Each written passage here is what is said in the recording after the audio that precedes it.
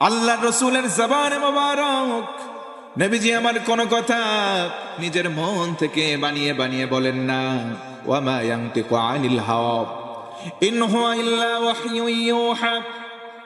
আল্লাহ রাসূল নিজের মন থেকে নিজের প্রবৃত্তি থেকে কোনো কথা বলেন না, কেবলমাত্র ওই কথাটা বলেন যেটা আমার আল্লাহ তাকে ওহী করে জানিয়ে দেয়।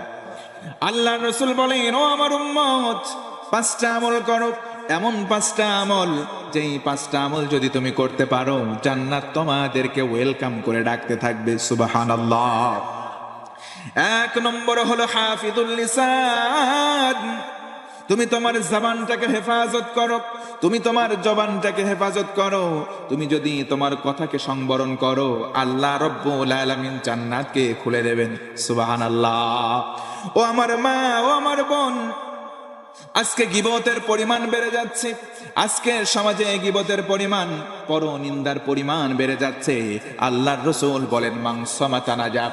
যেই ব্যক্তি অযথা কথা বলা থেকে নিজের জবানকে হেফাজতে রাখবে আল্লাহ রব্বুল আলামিন তার সকল প্রকার বিপদ আর মুসিবত থেকে হেফাজত করবেন।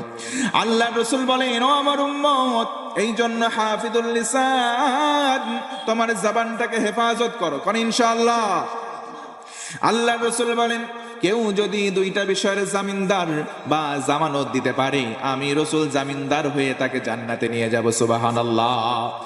এক নম্বর হলো তোমার গোপন অঙ্গের, আর দুই নম্বর হলো তুমি তোমার জবানের যদি জামানত আমারে দাও আমি রাসূল ওয়াদা করলাম হাত ধরে জান্নাতে নিয়ে যাব। জোরে বলুন সুবহানাল্লাহ। এই জন্য আমাদের জিহ্বাটাকে আজে বাজে কথা দিয়ে নয় আল্লাহর জিকিরের দ্বারা ভিজিয়ে রাখার চেষ্টা করব ইনশাআল্লাহ। আরো জোরে বলেন ইনশাআল্লাহ। বেশি বেশি কোরআন পড়ব, আল্লাহর জিকিরে ব্যস্ত থাকব, কারণ রাসূল আমার বলেন, মান ক্বালা বিহি সাদাকা। যেই ব্যক্তি কোরআন দিয়ে কথা বলে সেই ব্যক্তি সত্যবাদী। ওমান হাকামা বিহি আদালা। যেই ব্যক্তি কোরআন দিয়ে বিচার করে সে ন্যায় বিচারক। ওমান আমিলা বিহি উজরা। যেই ব্যক্তি কোরআনের আমল করে আল্লাহ বলেন, রাসূল আপনি জানায় দেন আমি আল্লাহ কাউরে মাধ্যম করব না, সরাসরি তারে পুরস্কার তুলে দেব। মান দাআ ইলাইহি হাদা। কোরআনের দিকে যারা মানুষদেরকে ডাকবে আল্লাহ রাসূল বলেন ওই ব্যক্তিগুলোকে আল্লাহ হেদায়েতের উপরে অটল রাখবেন। আরেকবার বলুন সুবহানাল্লাহ। ফাকাদ হুদিয়া ইলা সিরাতিম মুস্তাকিম। যে বা যাহারা ওই কোরআনের আহ্বানকারীর ডাকে সাড়া দেবে আল্লাহ রাসূল বলেন সিরাতে মুস্তাকিম আল্লাহ তাআলা তাদেরকে পাঠিয়ে দেবেন, দান করে দিবে। সিরাতে মুস্তাকিম আমরা সব সময় চাই। প্রত্যেক নামাজের সময় ফাতিহা যখন তেলাওয়াত করি আমরা সবাই বলি ইহদিনাস সিরাতাল মুস্তাকিম। পারেন না? পড়েন ইহদিনাস সিরাতাল মুস্তাকিম।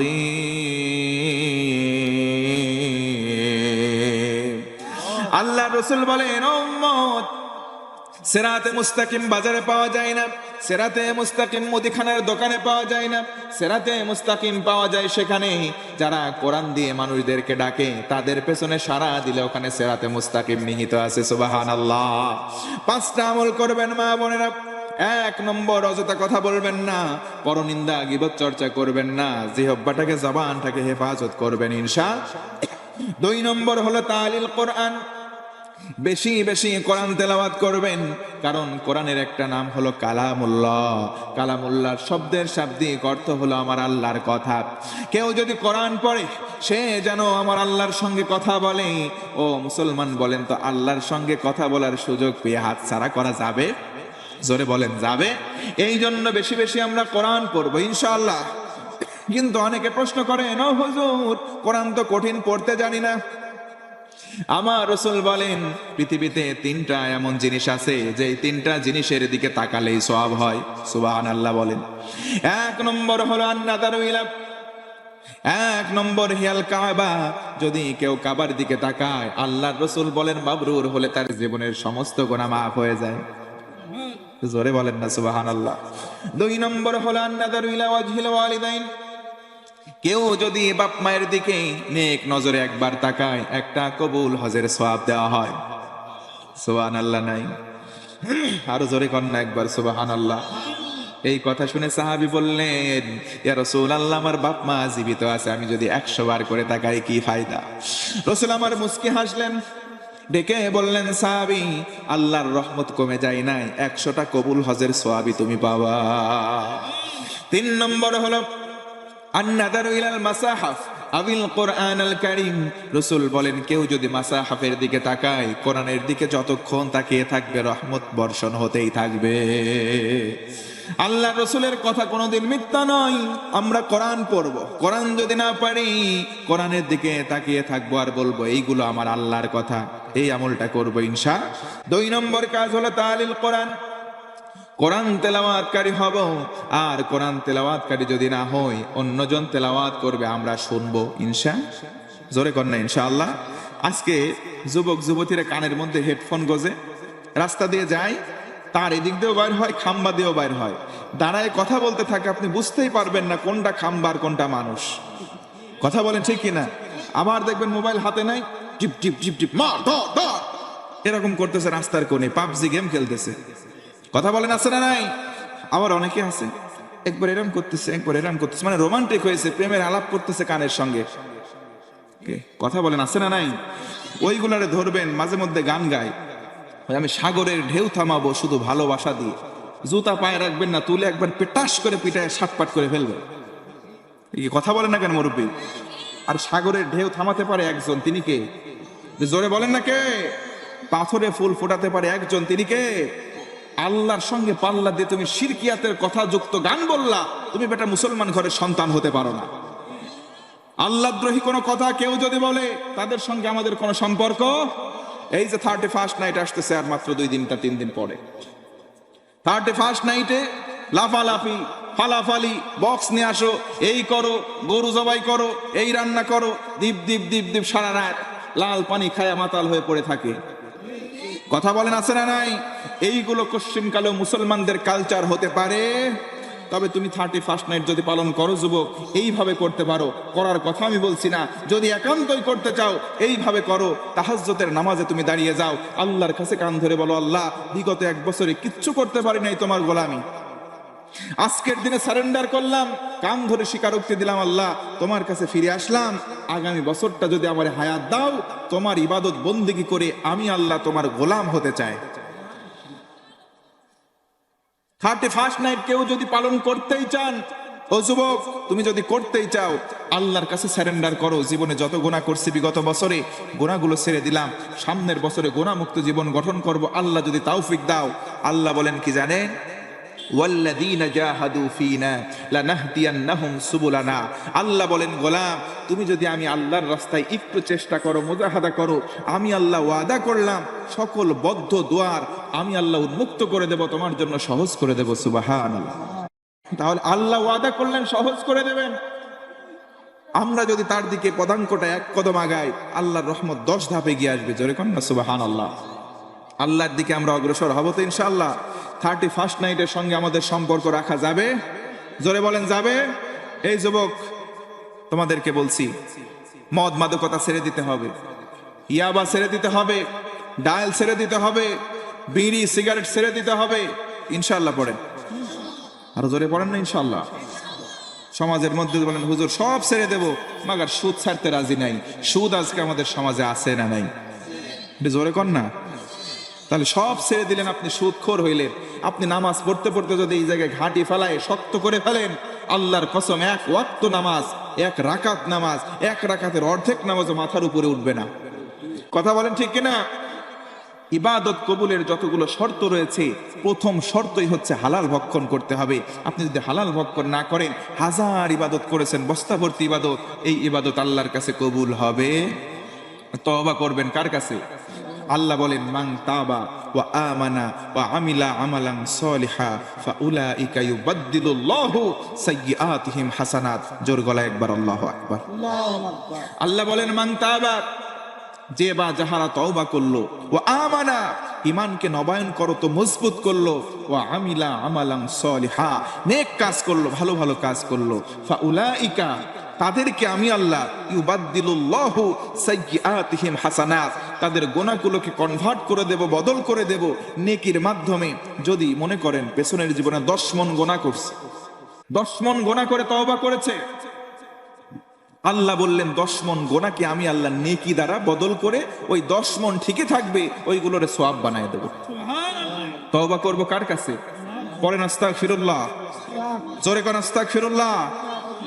রব্বি মিন কুল্লি যামবি ওয়া আতুবু ইলাইহি লা হাওলা ওয়ালা কুওয়াতা ইল্লা বিল্লাহি আলিয়্যিল আযীম। তওবা করব কার কাছে? জোরে কোন না কার কাছে?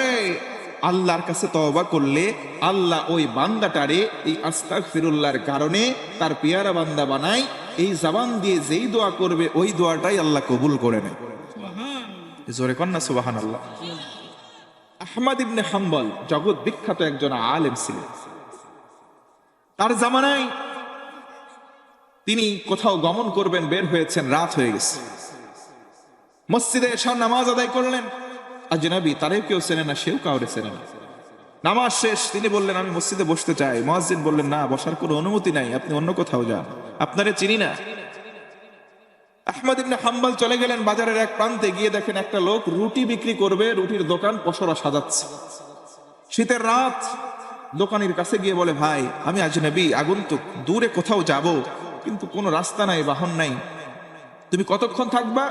আমি অনেকক্ষণ, প্রায় সারা রাত থাকবো। তোমার উনুনের পাশে আমি একটু রাত্রি যাপন করতে চাই, বসবো, তোমার সঙ্গে গল্প করব, তোমার দোকান যখন ক্লোজ হবে আমি এখান থেকে বিদায় নেব। লোকটা ডেকে বলে আমার কোনো আপত্তি নাই, বসো, গল্প করার একটা লোক পাইলাম। জোরে কোন সুবহানাল্লাহ। আহমদ ইবনে হাম্বল দোকানির কাছে বসলেন, সারা রাত আগুনের পাশে কিতাব মুতাআলা করতে থাকেন। এমনি করে লোকটার দিকে লক্ষ্য করে দেখলেন ওই লোকটা রুটি বানাই, পরে আস্তাগফিরুল্লাহ। রুটি যখন চুলার উপরে দেয় তখনও পরে আস্তাগফিরুল্লাহ। এবার যখন রুটি ওখান থেকে নামাই তখনও পরে আস্তাগফিরুল্লাহ। লোক যখন কিনতে আসে, ক্রেতাকে যখন হাতে তুলে দেয় তখনও পরে আস্তাগফিরুল্লাহ। লোক যখন টাকা গ্রহণ করে, টাকা নেওয়ার সময় পরে আস্তাগফিরুল্লাহ। আবার যখন টাকাটা ড্রয়ারের মধ্যে রাখে তখন পরে আস্তাগফিরুল্লাহ। আহমদ ইবনে হাম্বল সারা রাত লক্ষ্য করলেন। এবার যখন সব বেচা বিক্রি শেষ হয়ে গেল, গায়ের মধ্যে আলতো করে হাত বুলিয়ে দিলেন। বললেন ভাই সারা রাত এই বিষয়টা লক্ষ্য করলাম, কেন এত আস্তাগফিরুল্লাহ বলো? লোকটা মুস্কি হাসি দিয়ে বলে কি আপনি চিনি না, এই আমল করার কারণে আমার সকল দোয়া আমার আল্লাহ কবুল করে নেয়। কিন্তু মনের মধ্যে আমার একটা বেদনা, একটা দুঃখ আছে ভাই, এখন পর্যন্ত একটা দোয়া আল্লাহ কবুল করে নাই। কোন দোয়া কবুল করে নাই? সারা জীবন দোয়া করছি, যা সব আল্লাহ কবুল করছেন, কিন্তু আমার মনের খায়েশ, আমার মনের ইচ্ছা জগৎ বিখ্যাত আলেম আহমদ ইবনে হাম্বলকে একদিন সচক্ষে দেখব। এই দোয়াটা আল্লাহ এখনো কবুল করে নাই। জোরে কোন আল্লাহু আকবার। লোকটা আহমদ ইবনে হাম্বলকে চেনেন না। এবার আহমদ ইবনে হাম্বল চোখ দিয়ে পানি ছেড়ে দিলেন, লোকটার বুকের মধ্যে জড়ায় ধরলেন, ডেকে বললেন ও আল্লাহর গোলাম, আহমদ ইবনে হাম্বলের কাছে যাওয়ার দরকার নাই, এই দোয়াটাও কবুল। আল্লাহ তোমার দোয়া কবুল করেছেন। জোরে কোন সুবহানাল্লাহ। তোমার দোয়া কবুল করার পর কি হলো? সারা রাত্রি তোমার দোকান আমারে বসায় রাখলো। আল্লাহু আকবার। এই জন্য মুসলমান, আস্তাগফিরুল্লাহর আমল করার দরকার আমাদের আছে না নাই? 5টা আমলে জান্নাত আমাদেরকে ডাকবে। 1 নম্বর হলো আমাদের জবানের সংরক্ষণাবেক্ষণ করব। 2 নম্বর কোরআন তেলাওয়াত করব, বলেন ইনশাআল্লাহ। 3 নম্বর মানুষদেরকে আমরা বস্ত্র দান করব। মানুষদেরকে শীতের সময় দেখবেন অনেক মানুষ আছে শীতের মধ্যে কাপড় নাই, সোয়েটার নাই, তাদেরকে সাধ্য অনুযায়ী সোয়েটার দেবেন, কম্বল বিতরণ করবেন। অনেক মানুষ আছে এমন চারিদিকে লোক দেখানোর জন্য দিয়ে বেড়ায়, নিজের বাপ মা কিন্তু খালি গায়ে থাকে, পোশাক নাই। কথা বলেন আছে না না? মানুষ দেখানোর জন্য, লৌকিকতা করার জন্য মানুষে দান করে, ক্যামেরাবাজি করে। নিজের ঘরে খোঁজ নেন, ওই সন্তান কুলাঙ্গার, ওই সন্তানরে আমি সন্তান বলবো না, পাক্কা শয়তান। কথা বলেন ঠিক কিনা? নিজের বাপ মায়ের খোঁজ নাই না, অন্যদিকে যাই, মানুষের দান করে সিম্পিতি নেওয়ার চেষ্টা করে, এইগুলো শয়তান। কথা বলেন ঠিক কিনা? আল্লাহ রসুল বলেন মুকসিল ওরিয়ান যারা করবে আল্লাহ রব্বুল আলামিন তাদেরকে ঘোষণা দিলেন জান্নাত তাদেরকে ডাকবে। বুখারী মুসলিমের বর্ণনা, লম্বা একটা ঘটনা আছে, আমার সেই দিকে যাওয়ার সুযোগ নাই। জোরে কোন আল্লাহু আকবার। 4 নম্বর ক্ষুধার্তকে খাদ্য দেন, আর 5 নম্বর হলো মান সাল্লা আলা হাবিবির রহমান, যে ব্যক্তি রসুলের উপরে বেশি বেশি দুরূদ পড়বে আল্লাহর জান্নাত তাদেরকে ডাকতে থাকবে। সবাই বলেন নাই? আরো জোরে বলেন সুবহানাল্লাহ, জোরে একবার আল্লাহু আকবার। রসুলের প্রতি বেশি বেশি দুরূদ পড়ার দরকার আছে না নাই? ও আমার মা, ও আমার বোনেরা, ও আমার কলিজার টুকরা যুবক ভাইরা, মনোযোগ বানান। আমার বাবাজিরা অবসরে বসে আছেন, রসুলের প্রতি দুরূদ পড়েন। দুরূদ লম্বা, বড়, ছোট, মাঝারি, অনেক দুরূদ আছে, কিচ্ছু পারেন না, শুধু এতটুকুন তো পারেন, সাল্লাল্লাহু। এতটুকুন দুরূদের আমল কেউ যদি বারংবার করতে থাকে, রসুল আমার বলেন কিয়ামতের দিন হাউজে কাউসারের কাছে আমি থাকবো, আমার কাছে যে আসবে তারে আমি পানি দিব, পানি পান করবে, জান্নাতে যাওয়ার আগ পর্যন্ত তার পিপাসা লাগবে না। সাহাবী বললেন ইয়া রাসূলুল্লাহ, আদম নবীর উম্মত থাকবে, নূহ নবীর উম্মত থাকবে, ঈসা, মুসা, ইব্রাহিম, সব নবীদের উম্মত তো ওই ময়দানেই থাকবে, এতগুলো মানুষের পিছনে যদি পড়ে যায় কেমন করে আপনার কাছে যাব? রসুল বললেন শোনো, ওই সময় শক্তিশালী হবে যারা আমার কাছে আসবে, তারা শক্তিশালী হবে কারা? রসুল আমার বলেন পৃথিবীর জমিনে যারা দুরূদের আমল বেশি বেশি করছে, আল্লাহ পাক অটোমেটিক তাদের শরীরের মধ্যে, কায়ের মধ্যে, এই জিসমের মধ্যে কুওয়াত দান করবেন। আল্লাহু আকবার।